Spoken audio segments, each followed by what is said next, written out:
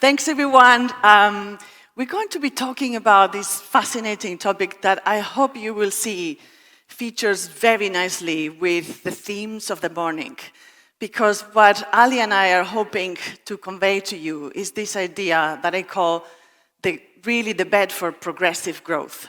And that's nothing other than some of the themes that you've been hearing. It's truly about driving your business in a way that does good for the people and the planet.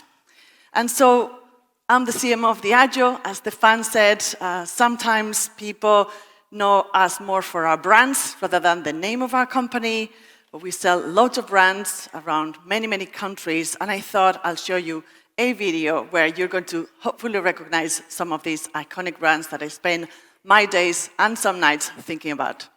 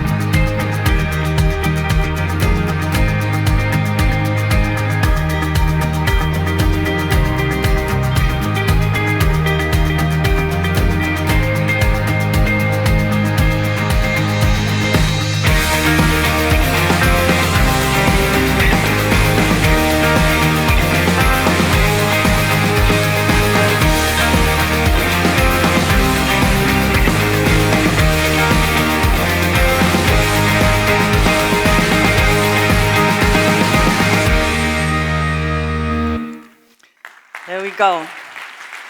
I should say for the Turkish members of the audience that one brand that isn't featured, but I know is very much loved in this country is Yeni Raki. And I know that we've got some of the team here. And so, look, we also talked about purpose, and I want to talk a little bit about purpose. This is the purpose that was written when Diageo was first formed as an organization. So the company was only formed 25 years ago. But of course, these brands have been in the world, or many of them, for decades, if not centuries. So these few words were put together, and we said the purpose of Diageo, I wasn't there at the time, is to celebrate life every day, everywhere. And look, I'm sure in your respective companies, there will be words that people sometimes may feel like they're nice words in a booklet, but I really encourage you and invite you to consider those words meaningfully and truly bring them to the center of your everyday. In this instance, celebrating life is what we think about and how we innovate, how we think about digital, how we think about sustainability, and certainly how we think about inclusivity. It's about every day, everywhere, and sometimes we also say, and for everyone. So, inclusion is at the heart of who we are as a company, and this concept has really been evolving over time. This is a picture that I thought I'll show you today. It was taken on my iPhone on International Women's Day at an event that we held in London. And these other ladies that are with me in this picture are the new CEO. She's going to start on the 1st of July, the CFO of the company, the HRD of the company, President of India, President of Europe, and the President of North America, who is also a woman, was not in London with us. So there's 7 of us in that executive team. So it's more than 50% female executive committee at Diageo right now.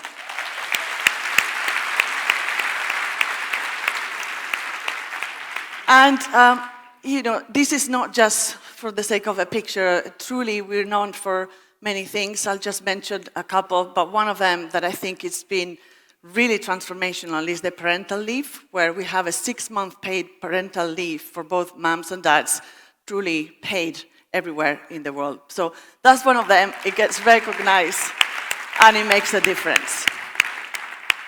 So that's a little bit of the context of the company that I work for and how do we think about inclusion, how core it is to what we do every day.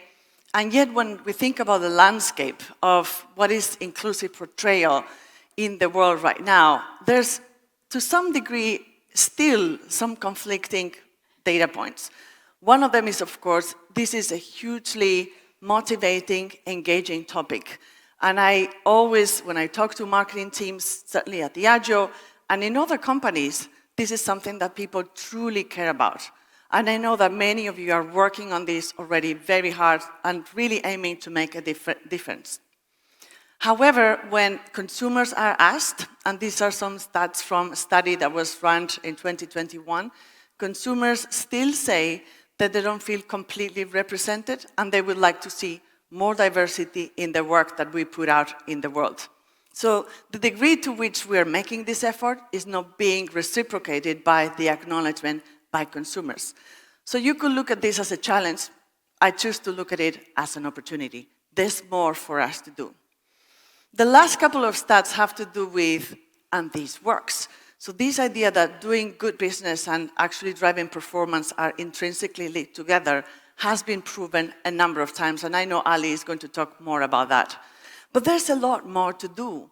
And I suppose when you think about what's the future of marketing, what marketeers should do, this topic may feel at times like we've talked about it a few times, maybe it's done. Just bear in mind, it's not done. We're not quite there yet. And in fact, I would argue the subject is not finished by gender or ethnicity. There's a lot more about how do we present ourselves and our brands and the work in a truly, truly inclusive way. So I did this, we put together this very simple flywheel, which I will try to bring to life with a couple of examples. But I guess my argument is that inclusivity actually drives creativity, creativity drives inclusivity, and at the heart of all of that is purpose. Whichever purpose works for you, whichever purpose is appropriate to your business. And all of that in turn drives real growth for the business. So I'll show you, I thought I'll bring a couple of examples. One is on our very famous Scotch brand, Johnnie Walker. I've worked in this brand for many, many years before I became CMO of Diageo. And the picture on the left-hand side of the screen, it's a picture that I think I'm actually responsible for. And there's really nothing wrong with that picture. It's just that, years back, we had too many of pictures of this kind.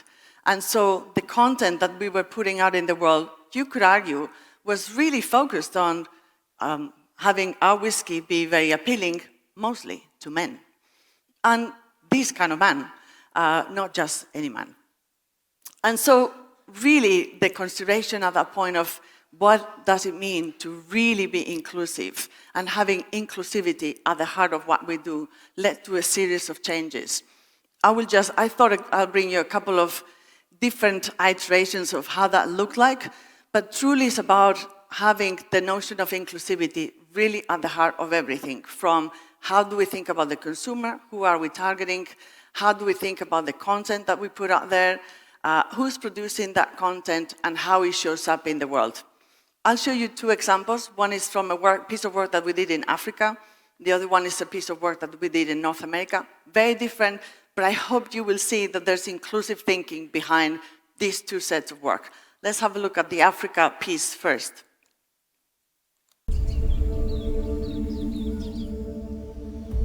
We are who we are. Beautifully African. Whatever we are doing now is going to reflect in the future. We thank those who came before us, and we pave a path for those who come after. We keep walking. That's a piece of work that we did. This is part of a large piece of content, documentary featuring artists, a number of very cool and well-known people across many markets in the African continent.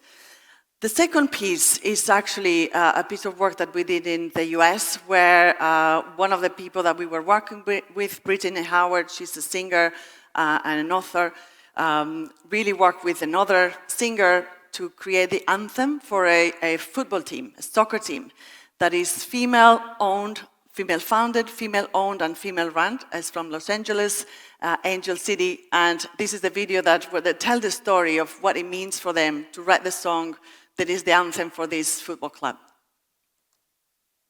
I'm Brittany Howard. And I'm TP. And we're here with Johnny Walker to create the official hype anthem for Angel City Football Club. Yes, beautiful people. Do you know what's better than putting on for your city? Is your city putting on for you? Yeah, the city putting on for you. Yeah, see the real, recognize the truth. And now you, and now I'm running with the angels.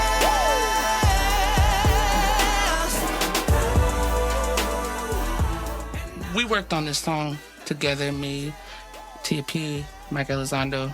We worked on it together to inspire the Angel City Football Club, all of these amazing women, human beings on this team that want to start something new, start the progress, equal pay for the women on the team, saying like, we don't need to play by your rules anymore. The early inspiration for me was HBCUs, because when I was in marching band, we would watch the videos, and I always thought, like, I want to be in a marching band like that. I want the swerve, and I want the modern songs and their take on them and things like that. I just knew that's what it needed to be because it had the energy. Makes you feel elevated. Let's go. Your man-made rules don't apply to me. Yeah, yeah, yeah. Our dreams turned into realities. Yeah, yeah, yeah. You guys got this in the bag. You got a whole city behind you, your girl included. So just go out there, be as great as we know you already are.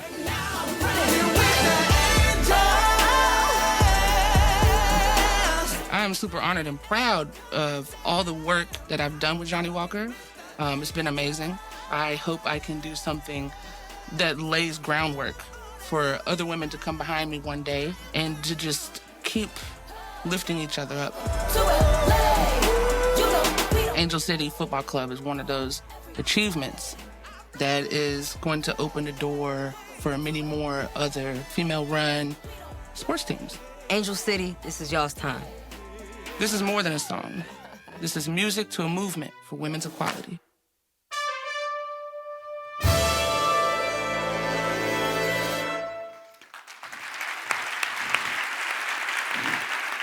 Music to a movement, and goes on. And this is my last piece on Walker, because, as I said earlier, I think it's so important that you don't feel like it's done. We've done it.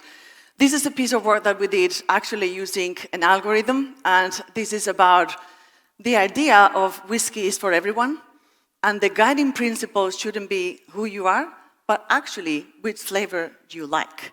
So we put out this piece of work. In fact, this is a company that we recently acquired, and we applied the knowledge and the technology behind this to this program that we call What's Your Whiskey?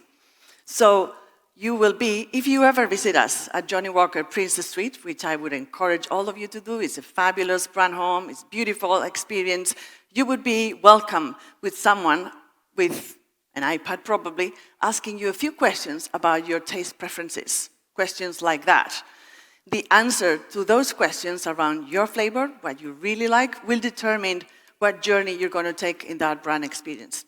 And we're applying this technology to other parts of our work, and we think this is only the beginning, because the real distinction of your choice should be what you like, what flavor you prefer, as opposed to necessarily, your provenance, your ethnicity, your gender, etc., etc.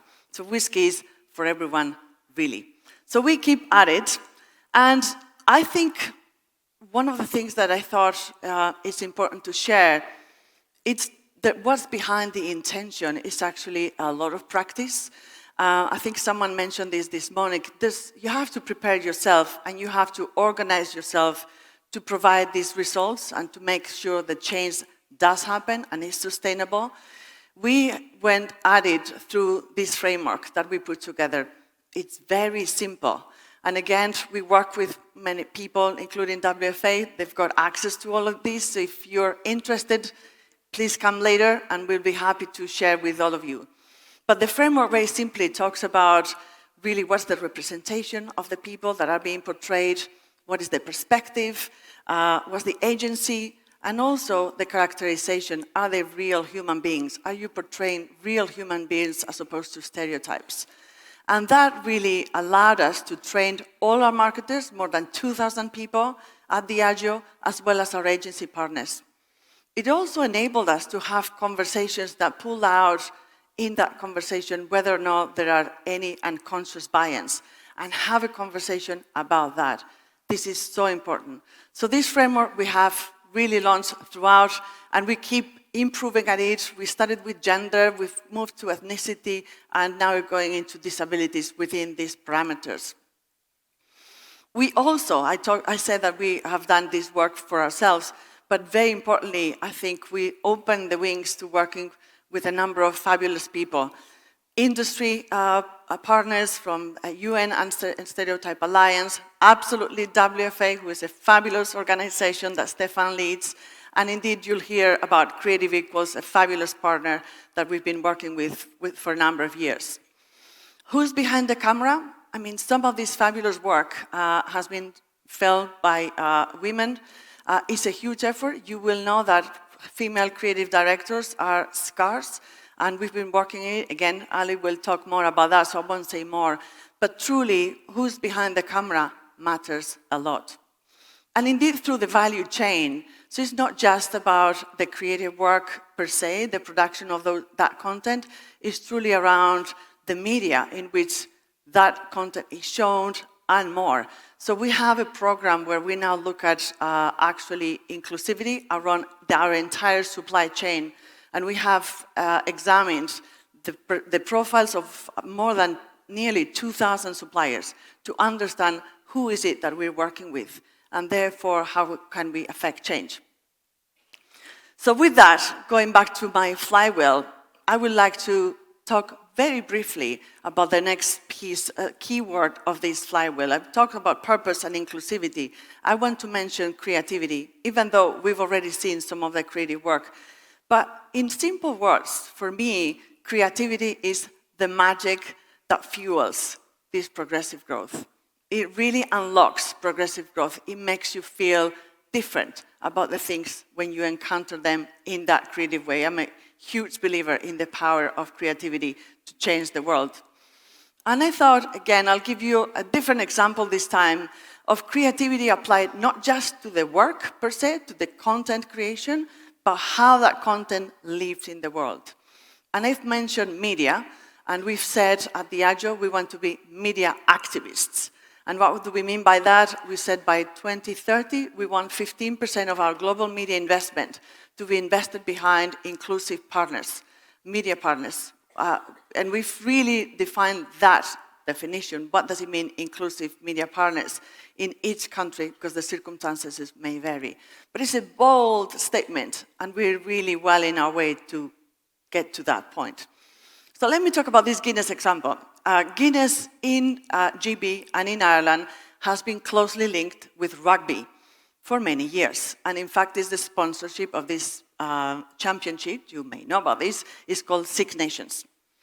In 2021, Six Nations launched and established the female championship as a standalone championship. And Guinness stepped in to work with this group of fabulous women rugby players.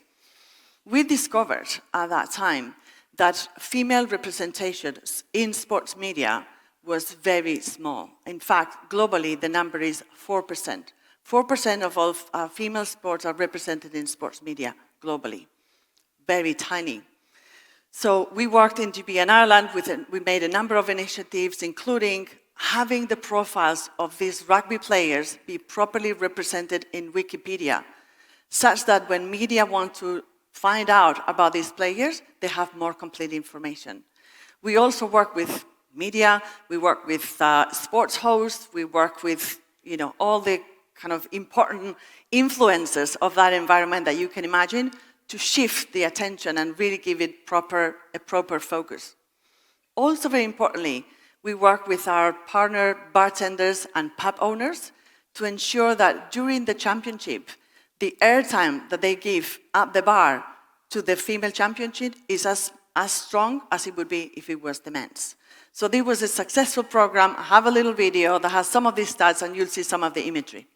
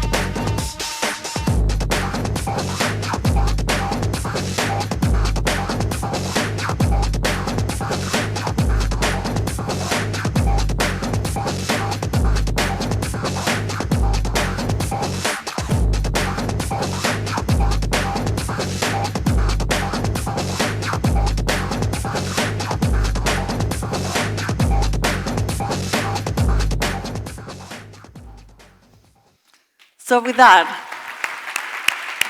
thank you. With that, I just thought, I promise you in that flywheel that there is inclusivity, creativity, and the hardest purpose, and performance is, a must-have. And so these two brands that I show you an example of today have performed. These are, you can look at this, it's public information, latest results. Johnny Walker has grown 21%, and Guinness has grown 17% in value in the most recent sets of numbers. So we're very proud of that, but we could not have done any of that if it hadn't been for all the work with our teams and with our partners. And speaking about partners, I'll hand now over to wonderful Ali Hanan from Creative Equals.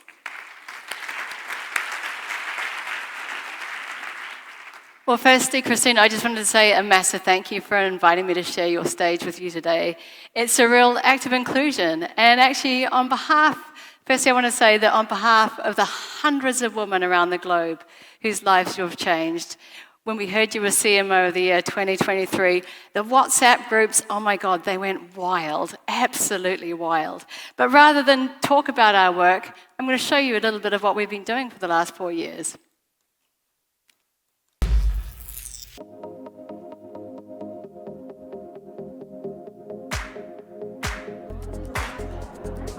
I think we really are living in a moment where creativity needs to change.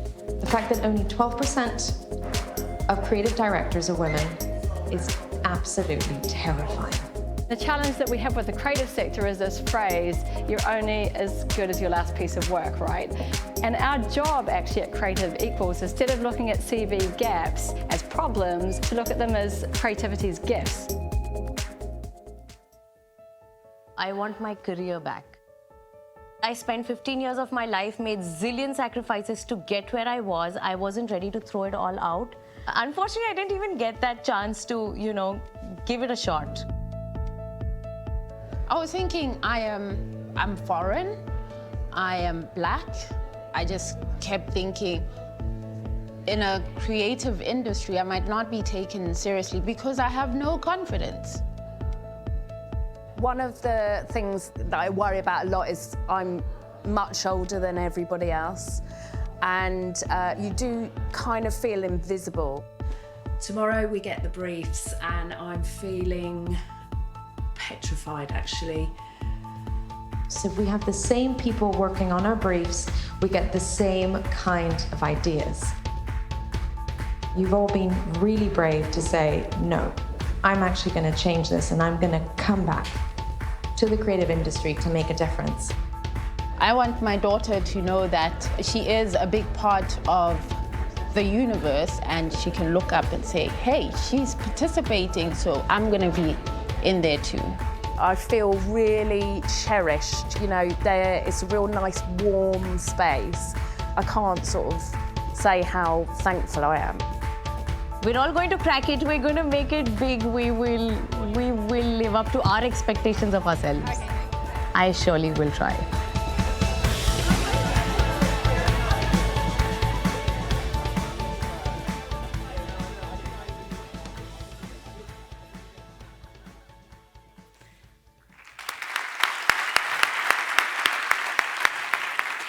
So I hope you noticed that stat that 4 out of 5 women returned to work after our program.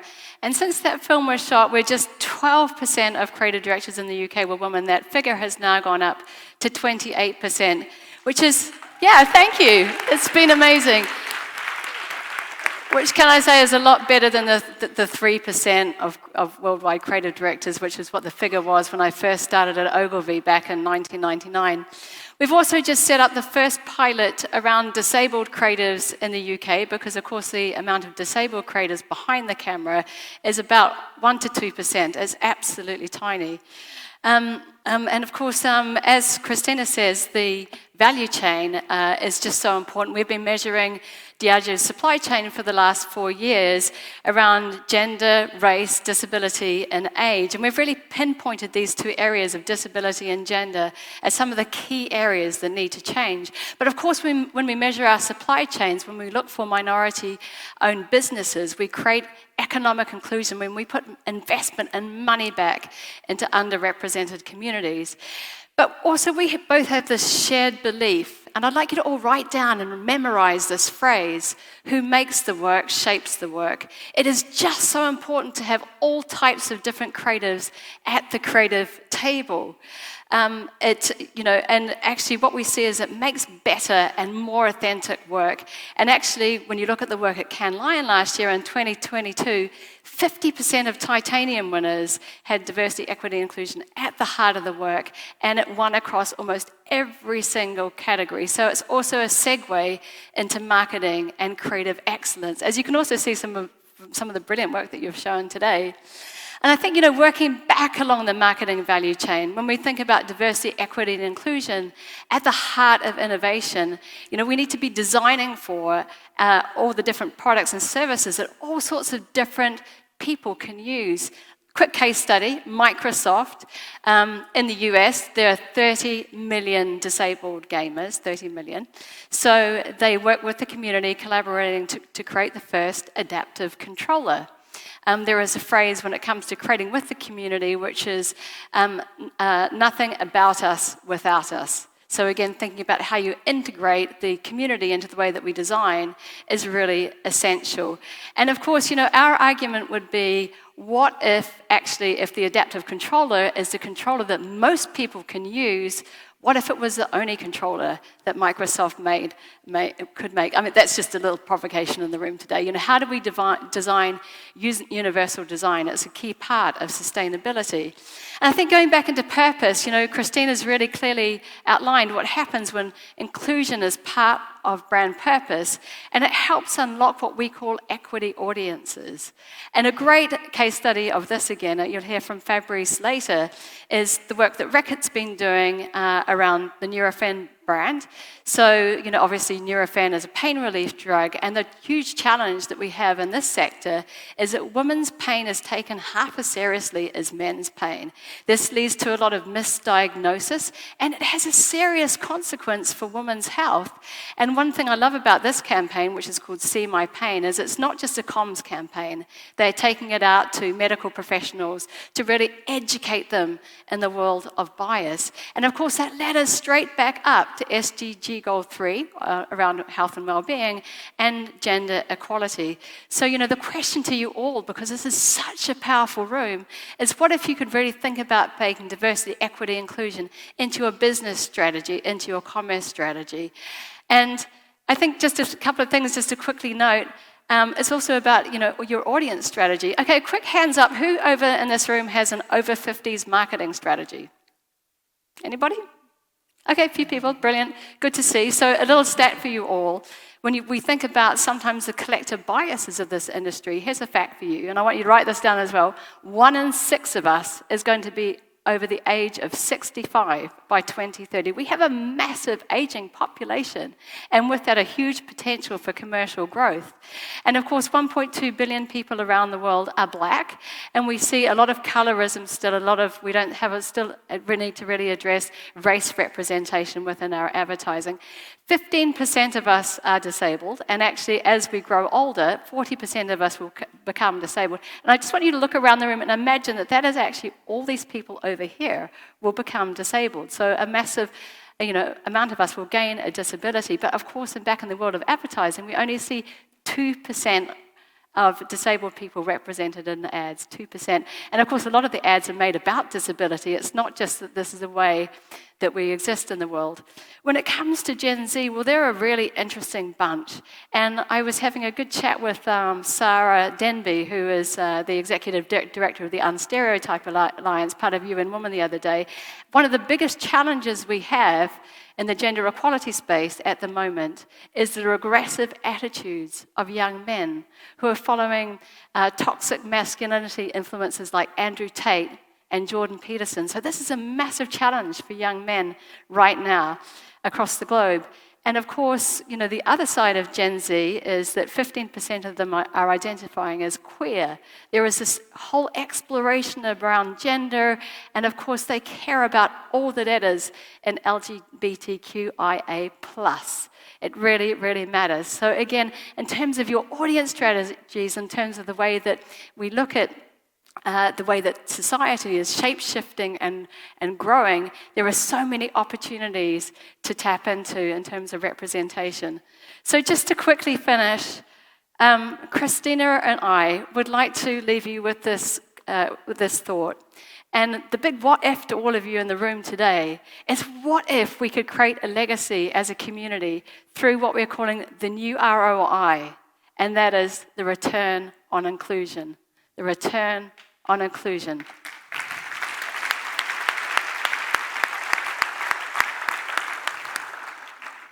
Thank you, and it really matters. It matters for our people, it matters for our employees. It shapes better business, and it shapes a better, more powerful society where everybody is seen and heard and treated with dignity and respect, because ultimately, human stories connect us all. And back in the world of that film that you saw, by the way, Tajali, Tato, and Bernadette now have kick-ass director roles across the sector. They have gone on to have incredibly successful careers, thanks to Cristina. And I just wanted to say, Cristina, thank you for everything that you do. You've completely set the bar. You're setting the industry standards. And I'm going to invite everybody, because to be CMO of the Year is a huge honor. I'm going to invite you all to stand up, and I'd like to give you to give her a standing ovation. Everybody up! Everybody up! Woo!